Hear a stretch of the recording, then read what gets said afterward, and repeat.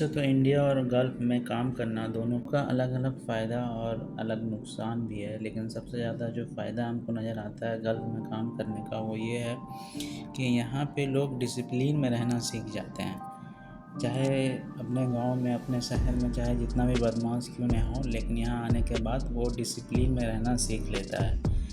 For example मैं जब गाँव में था, मैं रात में 1-2 बजे सोता था और सुबह 10 बजे उठता था। लेकिन यहाँ आने के बाद चाहे जो भी सिचुएशन हो, तबीयत ख़राब हो, नहीं हो, आपको हर रोज़ 5 बजे उठना पड़ेगा और 5 बजे उठ के ड्यूटी जानी पड़ेगी। लोग सोचता है कि हम गल्फ़ चले जाएँगे तो सब सही हो जाएगा, कोई बोलने वाला नहीं रहेगा, कोई गार्जियन नहीं रहेगा बताने वाला कि हाँ इधर मत जाओ, यहाँ मत जाओ, दिन रात में जल्दी सो जाओ या तो जल्दी उठना है। यहाँ पे वो सब ऑटोमेटिक हो जाता है, क्योंकि सुबह 5 बजे ड्यूटी जाना रहता है और अगर जो आप 5 बजे सुबह उठना है तो आपको ऑटोमेटिकली जल्दी सोना पड़ेगा।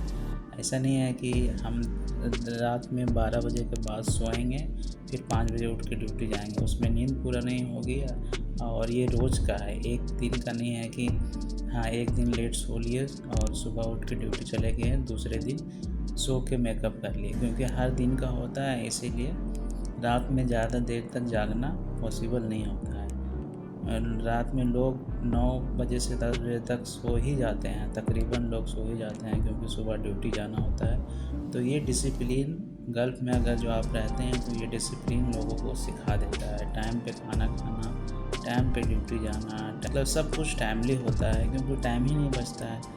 नॉर्मली यहाँ जो गल्फ़ में रहता है नॉर्मली 11-12 घंटा ड्यूटी करता है, 11-12 घंटा साइट पे रहता है या तो ऑफिसेस में रहता है। और उसके बाद वो रूम जाता है तो रूम में उतना टाइम बचता ही नहीं है जो वो फालतू चीज़ों पे खर्चा कर सके। उतना ही टाइम बचता है जितना कि लोगों को ज़रूरत रहता है। खाना खाने के बाद फ्रेश होना, उसके बाद फिर 1-2 घंटा टाइम बचता है, उसमें बात करना भी होता है घर, और थोड़ा बहुत उसी में जो करना है कर लीजिए। जिसको खेलना पसंद है वो खेल सकते हैं, वैसे अमूमन बहुत कम ही लोग स्पोर्ट में दिलचस्पी रखते हैं या खेलते हैं, इधर उतना टाइम ही नहीं मिल पाता है।